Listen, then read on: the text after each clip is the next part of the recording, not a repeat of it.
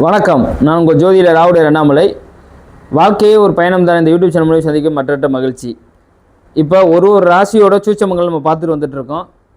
அப்படி இப்போ நம்ம பார்க்க போகிறது பார்த்தீங்கன்னா மேச ராசியோட மார்ச் மாத பலன்.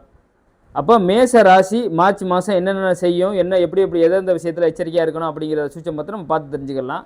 அப்படி பார்க்க போகும்போது பார்த்தீங்கன்னா மேச ராசியில் பிறந்தவங்க பார்த்தீங்கன்னா இந்த மார்ச் மாதத்தில் பார்த்தீங்கன்னா குரு பகவான் 3ஆம் இடத்துல இருக்கார். குரு பகவான் 3ஆம் இடத்துல இருக்கிறது மேச ராசிக்கு நல்லதில்லை.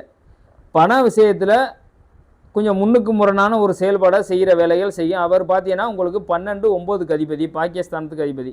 நீங்கள் ஏதாவது ஒரு விஷயத்தை அனுபவிக்கணும், ஏதாவது ஒரு விஷயத்தை ஒரு விஷயம் ஒரு புதுசாக ஒரு விஷயம் செய்யணும், ஒரு கார் வாங்கணும், பைக் வாங்கணும் அப்படிங்கிற மாதிரி அதாவது பாக்கியதை செய்ய வேண்டிய விஷயத்தில் கொஞ்சம் எச்சரிக்கையாக இருங்க. ஏன்னா 3ஆம் இடத்துல குரு பகவான் மறைகிறது நமக்கு ஒரு நல்ல பலனை கொடுக்காது. அதுவுமே பார்த்தீங்கன்னா புதனோட வீட்டில் இருக்கார். புதனுக்கும் செவ்வாய்க்குமே ஆகாது. அது மாதிரி அமைப்பில் இருக்கும்போது நம்ம பணம்ங்கிற விஷயத்தில் கொஞ்சம் எச்சரிக்கையாக இருக்க. தனகாரகன் பொதுவாகவே பார்த்தீங்கன்னா குரு பகவான். அப்போ அவர் 3ல் மறைகிறது நல்லதில்லை. அதே மாதிரியே பார்த்தீங்கன்னா உங்களுக்கு 4ஆம் இடத்துல சந்திரன் நல்ல பவராக உட்காந்துருக்க திக்பலம் ஆகிக்குது. வீடு வாசல் சொத்து சுகம் வாங்கணும்னு ஏதாவது இந்த காலகட்டத்தில் யூஸ் பண்ணிக்கிற ஆளுங்க கண்டிப்பாக மார்ச் மாதத்தை நீங்கள் யூஸ் பண்ணிக்கலாம். ரொம்ப சிறப்பான மாதமாக இருக்கும். சந்திரன் உங்களுக்கு பார்த்தீங்கன்னா 4ஆம் இடத்துல திக்பலமாகி நல்லா பலம் பெற்று உட்காந்துருக்கார். 4ஆம் அதிபதி கண்டிப்பாக வீடு வாசல் சொத்து சுகம் வண்டி வாகனம் வாங்குறதுல ரொம்ப எச்சரிக்கை. அதை தாண்டி சொந்த ஜாதகத்தில் சந்திர திசையோ சந்திர புத்தியோ இல்லை சந்திர அந்தரமோ ஏதோ ஒரு சுவிட்சமும் போயிட்டு இருக்கணும். அதை பார்த்துக்கிறங்க. ஏன்னா என்னடா மூலம் குருவை பற்றி இப்படி சொன்னாரே, இப்போ இதுக்கு இது இப்படி சொல்கிறோமே அப்படின்னு யோசிக்கக்கூடாது.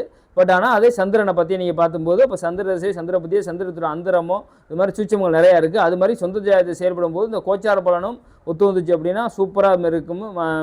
மேசராசிக்கு பார்த்தீங்கன்னா உங்களுக்கு இந்த சந்திரன் 4ஆம் இடத்துல இருக்குது. பார்த்தீங்கன்னா அதே மாதிரிக்கே பார்த்தீங்கன்னா உங்களுக்கு 5ஆம் இடத்துல கேது பகவான் உட்காருக்கு. 5ஆம் இடத்துல கேது பகவான் உட்கார்றது நல்லதில்லை. சொந்த ஊரை விட்டு வெளியூருக்கு போகிற வழியை பார்க்கும். அப்போ இந்த காலகட்டத்தில் சொந்த ஊரில் இடங்கிட வாங்கணும் அப்படின்னு சந்திரன் பற்றி இடம் வாங்கணும் பற்றி பேசினேன்னா, அப்போ இடங்கிட வாங்கணும் அப்படின்னா சொந்த ஊரில் வாங்காதீங்க. அடுத்து எங்கேயாவது வெளியில் நீங்கள் வாங்குறது பார்த்தீங்கன்னா ரொம்ப நல்லது. ஏன்னா இப்போ நீங்கள் ஸ்டார்டிங்கிலே பார்த்தீங்கன்னா சொந்த ஊரில் வாங்கணும் அப்படி 4ஆம் இடத்துல சந்திரன் பலமாக உட்காருக்கு. அப்போ அது மாதிரி நீங்கள் பண்ணிக்கும் போது நம்ம ஒரு பெரிய சங்கடத்தை நீங்கள் சந்திக்கிற மாதிரி இருக்கும். அப்போ அது மாதிரி நீங்கள் முயற்சி பண்ணும்போது நீங்கள் அது சிறப்பாக இருக்காது. பார்த்தீங்கன்னா 4ஆம் இடத்துல கேது உட்காந்துருக்கும். ஒரு சிறு தடைகளை கொடுக்கும். சொந்த ஊரில் நீங்கள் இடமோ எதை நீங்கள் செய்ய போனீங்கனாலும் மார்ச் மாதத்தில் கொஞ்சம் நிதானித்து செயல்படுறது ஒரு சிறப்பான பலனை கொடுக்கும். அடுத்தது பார்க்க போகும்போது பார்த்தீங்கன்னா உங்களுக்கு 11ஆம் இடத்துல பார்த்தீங்கன்னா உங்களுக்கு 4 கிரகம் உட்காந்துருக்கு. செவ்வாய், புதன், ராகு, சூரியன், சுக்கிரன் 5 கிரகம் உட்காந்துருக்கு. 5 கிரகம் உட்காந்துருக்கு. இப்போ 5 பேர் அவங்க உட்காந்துருக்கிறதுனால நான் என்ன பார்த்தீங்கன்னா உங்களுக்கு இந்த